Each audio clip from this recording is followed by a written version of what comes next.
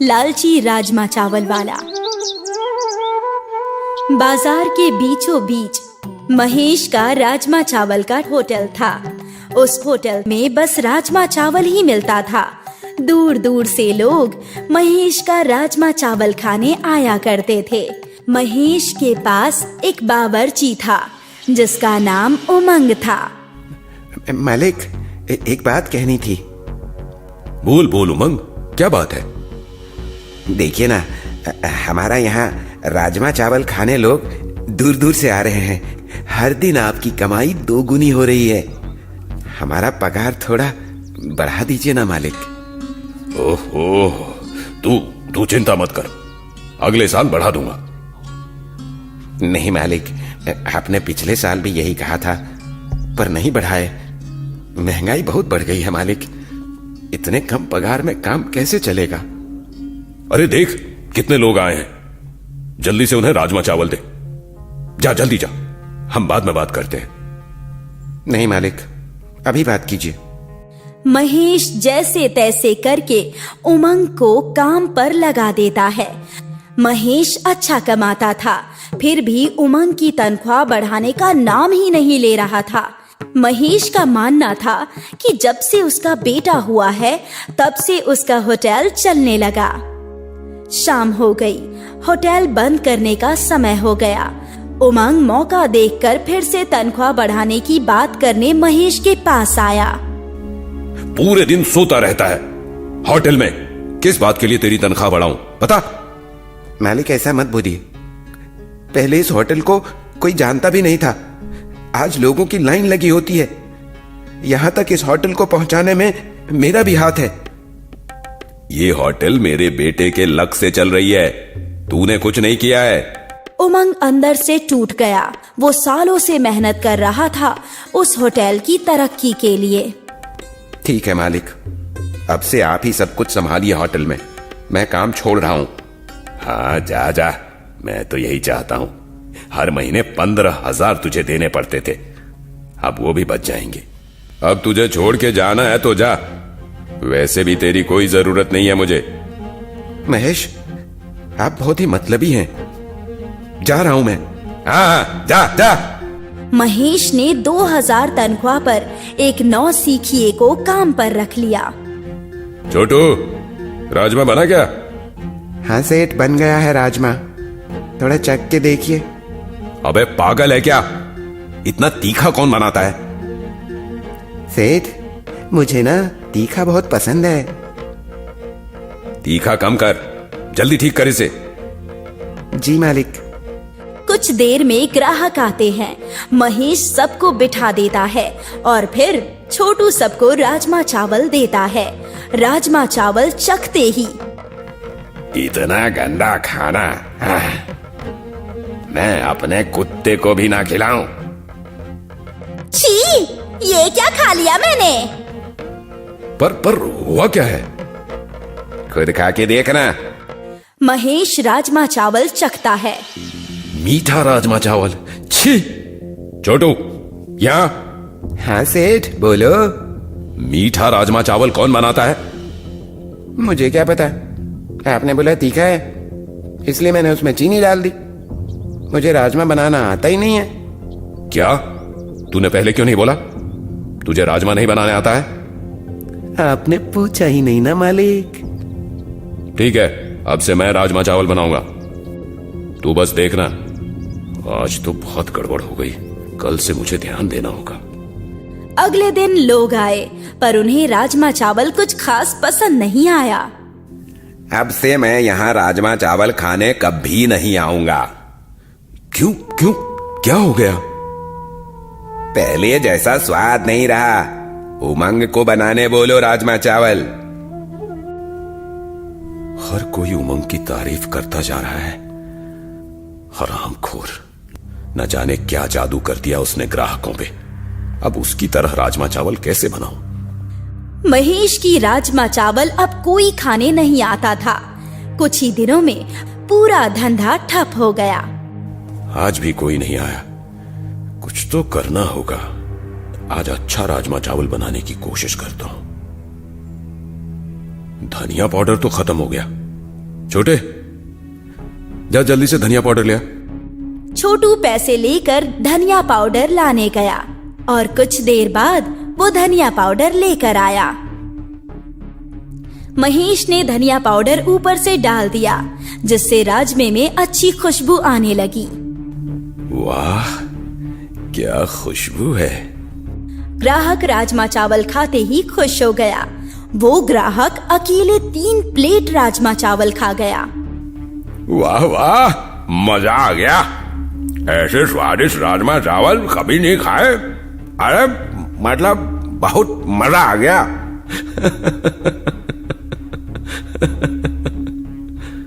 उस दिन देखते ही देखते महेश के होटल में पहले जैसी खचाखच ग्राहकों की भीड़ लग गई। महेश बहुत खुश था। आज ऐसा क्या जादू कर दिया राजमा में मैंने, जो ग्राहक खाते ही जा रहे थे सब कुछ खत्म हो गया। ऐसा तो पहले कभी नहीं हुआ। सेठ जी, लगता है आपको अच्छे से राजमा बनाना आ गया है। कल भी ऐसा ही राजमा बनाना, वरना ग्राहक पहले जैसी गालियां देकर जाएंगे। शुभ शुभ बोल। पहले देख लेता हूँ किचन में क्या क्या है। महेश किचन में देखता है कि आज कौन से मसाले डाले थे। तभी महेश की नजर धनिया पाउडर के पैकेट पर जाती है। ऐसा पैकेट पहले कभी नहीं देखा किचन में। ये तो भांग है। ये कौन लाया? छोटू, छोटू। हाँ सेठ जी, बोलिए, अब क्या हुआ? ये भांग का पैकेट यहां कैसे आया? ये तो धनिया पाउडर है सेठ जी, आपने ही तो बोला था ना। अबे बेवकूफ, ये भांग का पैकेट है, धनिया पाउडर नहीं। तभी तो सोचूं, लोग इतना क्यों खा रहे थे आज राजमा चावल। लगता है सब साले नशेड़ी थे। सेठ जी, अभी जाके धनिया पाउडर लाता हूं। वाह छोटू, तेरी गलती से मेरा होटल पहले से भी ज्यादा चलने लगेगा। नहीं, अब से तू भांग का ही पैकेट लाएगा।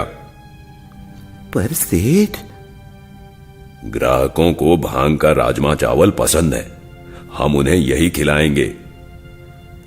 लेकिन सेठ जी, किसी को पता चल गया तो? किसी को पता नहीं चलेगा। तू भी किसी को कुछ मत बताना। आज से तेरी पगार 10,000। वाह सेठ जी, आप तो भगवान निकले। अब से महेश के होटल में भांग मिला हुआ राजमा चावल बिकने लगा और लोग चाव से खाते भी थे, बच्चे बूढ़े सब। तभी एक आदमी आया, विकी नाम का। जल्दी जल्दी राजमा चावल देना भाई, बहुत भूख लगी है। विकी ने इतना राजमा चावल खा लिया कि नशे में वहीं सो गया। सेठ, ये तो यहीं सो गया। लगता है भांग का नशा हो गया इसे। उठाओ उसे, कुछ अनहोनी ना हो जाए। कुछ घंटों बाद विकी को होश आया। मैं यहाँ क्या कर रहा हूँ? न जाने कहां कहां से आ जाते हैं। तुझे सोने के लिए मेरा ही होटल मिला था क्या? ऐसे ही चिल्ला के बात करूंगा तो उसे शक नहीं होगा कि खाने में कुछ गड़बड़ थी। बरखुरदार, तुम खाना खा के यहीं सो गए थे। उफ, मेरा सर, ये दुख क्यों रहा है? भागो यहां से। विकी खड़ा होने की कोशिश कर रहा था। जैसे तैसे वो लड़खड़ाते हुए होटल से बाहर आया। पहले तो ऐसे कभी नहीं हुआ था। लगता है तुम्हारे राजमा चावल में कुछ गड़बड़ है, जिससे मुझे नींद आ गई और सर घूम रहा है मेरा, जैसे कोई नशा है। मुझे तुम अपना किचन दिखाओ। हमारे खाने में कोई गड़बड़ी नहीं है। मुझे तो लगता है तू ही नशा करके आया था। ये देखो मेरी आईडी, मैं पुलिस इंस्पेक्टर हूं। विकी किचन में जाता है और भांग का पैकेट देखता है। अच्छा, तो तुम लोग भांग मिलाते हो अपने खाने में? नहीं साहेब, ये सब ना सेठ करता था, मैं नहीं। मैंने तो समझाया था, पर पैसे देकर मेरा भी मुंह बंद कर दिया। क्यों महेश, थोड़ी सी भी शर्म नहीं आई? यहाँ बच्चे, बूढ़े, महिलाएं सब खाना खाने आती हैं और तुम उन्हें नशीला राजमा चावल खिलाते हो। साहिब, कुछ ले दे के मामला खत्म कर दीजिए ना। हर कोई तेरी तरह पैसों का भूखा नहीं होता। मेरे साथ थाने चल, तेरी लालच तो वहीं निकालूंगा मैं। इंस्पेक्टर विकी ने महेश और छोटू दोनों की अच्छे से खातिरदारी की और फिर उन्हें जेल में बंद कर दिया। महेश का होटल भी बंद हो गया। दोस्तों, सफलता चाहे कम मिले, पर धोखा देके सफल होने की कोशिश मत करो। लालच बहुत ही बुरी चीज है। लालच के चक्कर में अच्छों की नैया डूब गई, इसीलिए लालच मत करना। कंजूस पिज्जा वाली। ढोलकपुर गांव में एक विमला नाम की औरत रहती थी और उसके पति रमेश पिज्जा बेचने का काम करते थे। उन दोनों की दुकान बहुत अच्छी चलती थी क्योंकि गांव में दूर दूर तक पिज्जा नहीं मिलता था, जिस वजह से उनका पिज्जा अच्छा बिक जाया करता था। अरे सुनती हो, हमारा तो पिज्जा बहुत अच्छा बिकता है क्योंकि गांव में दूर दूर तक कोई भी इसके बारे में नहीं जानता है। हाँ, आप बिल्कुल ठीक कह रहे हैं और इसी वजह से हमारी दुकानदारी अच्छी हो जाती है। क्यों ना हम इसे और अच्छा बनाएं? वैसे भी गांव में कौन जानता है पिज्जा खाना। अगर हम अच्छा बनाएंगे तो इससे हमारा पिज्जा और अच्छा बिकेगा। हाँ, ये तो तुम बिल्कुल ठीक कह रही हो, पर इससे तो लागत ज्यादा आएगी और पैसे कम मिलेंगे। हाँ, ये तो आप बिल्कुल ठीक कह रहे हैं। रुकिए, मैं कुछ न कुछ तरकीब लगाती हूँ जिससे पिज्जा भी अच्छा हो जाए और हमारी लागत भी कम हो। अगले दिन विमला दुकान पर गई और उसने पिज्जा तैयार करना शुरू किया। दुकान पर पहले से ही पिज्जा वालों की काफी भीड़ लगी थी। तभी वहाँ पर एक रामू नाम का आदमी आया और उसने विमला से कहा, अरे भाभी जी, आज आप दुकान पर हैं। अगर आप दुकान पर हैं तो भाई साहब कहाँ हैं? नजर नहीं आ रहे। अरे भाई साहब, उनकी थोड़ी तबीयत खराब हो गई है, इसी वजह से मैं दुकान पर आई हूँ। अच्छा, ऐसी बात है, तो आज बहुत पिज्जा बिकेगा। क्यों नहीं भाई साहब, आज पिज्जा बहुत ही बिकेगा क्योंकि आज मैं पिज्जा बनाऊंगी ना। आप लोगों को जरूर पसंद आएगा। और इसके बाद विमला ने उसे पिज्जा बनाकर दे दिया और उस दिन उसका पिज्जा बहुत बिका, जिससे उसकी काफी अच्छी आमदनी हुई। घर पर आने पर जब रमेश ने विमला से कहा, अरे विमला, आज तो तुम काफी अच्छी कमाई कर लाई होगी ना? हाँ, आप बिल्कुल ठीक कह रहे हैं। आज तो बहुत अच्छी दुकान चली क्योंकि मुझे देखकर लोगों की भीड़ लग गई थी और मैंने भी पिज्जा ऐसा बनाया जिससे हमारी लागत भी कम आई और हमें रुपए भी ज्यादा बच गए। ये तो बहुत अच्छी बात है। तो फिर आज से तुम ही दुकान चलाया करना, मैं तुम्हें सामान लाकर दे दिया करूंगा। ठीक है जी, आप चिंता मत कीजिए। वैसे भी हमें अपना सपना भी तो पूरा करना है ना। इसके बाद अब तो विमला ही दुकान पर जाया करती थी और पिज्जा बनाकर बेचती थी। उसकी दुकान बहुत अच्छी चलती थी, जिस वजह से वो लोग धीरे धीरे अमीर होते जा रहे थे और इससे विमला और उसका पति बहुत खुश था। पर एक दिन अचानक गांव में बहुत ज्यादा हलचल मच गई क्योंकि शहर से पढ़कर विनोद गांव लौटा था। अरे, आज गांव में इतनी ज्यादा हलचल क्यों मची है और आज हमारी दुकान भी ज्यादा नहीं चल रही है? जरा मैं पूछ कर देखती हूँ। अरे सीमा, ओ सीमा, जरा मेरे पास तो आना। हाँ विमला, अभी आई। क्या बात है? अरे, आज गांव में इतनी हलचल क्यों मची है? क्या कोई कलेक्टर आ गया है जो इतना शोर मच गया? अरे, कलेक्टर नहीं आया है, अपना जो घनश्याम था ना, उसका बेटा विनोद शहर से पढ़कर आया है। इसी वजह से सब उसे देखने के लिए गए हैं, क्योंकि पहली बार कोई हमारे गांव में शहर से पढ़कर आया है ना। अरे वाह, ये तो बहुत अच्छी बात है। इससे तो हमारे गांव का नाम रोशन हो गया।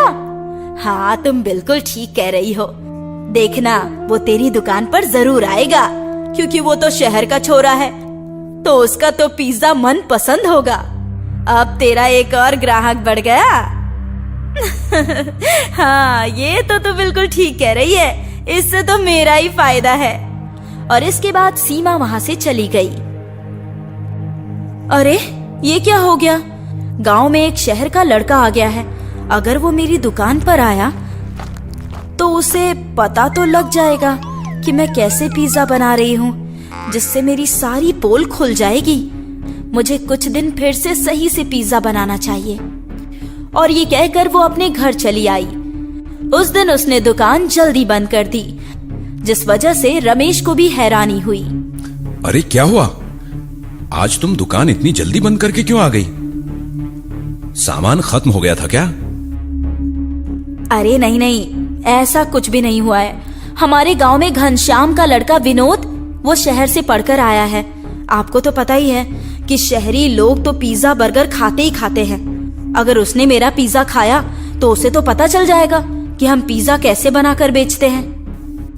हाँ, ये तो बिल्कुल ठीक कह रही है। पर अब हम लोग क्या करेंगे? इससे तो हमारा सारा खेल ही बिगड़ जाएगा। आप चिंता मत कीजिए, कुछ दिन मैं शांत रहूंगी। वैसे भी मुझे पता है वो यहाँ गांव में ज्यादा दिन नहीं रहने वाला है, क्योंकि शहर के लोग कहाँ गांव में रह पाते हैं। जैसे ही वो चला जाएगा, हम फिर से वैसे ही पिज्जा बनाने लगेंगे। हाँ, ये तो बिल्कुल ठीक कह रही हो। चल, कुछ ही दिन की बात है। वैसे भी हमारे पास बहुत रुपये आ चुके हैं। इतने दिन में हम मरे नहीं जा रहे हैं। और ये कहकर अब वो उसी तरह का पिज्जा बनाकर बेचने लगी। धीरे धीरे समय गुजरा और सब कुछ फिर से पहले जैसा हो गया। पर एक दिन अचानक विमला की दुकान पर विनोद आया और उसने कहा, अरे काकी, एक पिज्जा तो देना। मैंने सुना है आप पिज्जा बहुत अच्छा बनाती हैं। अरे अरे अरे अरे विनोद, यहाँ पर तुम यहाँ कैसे?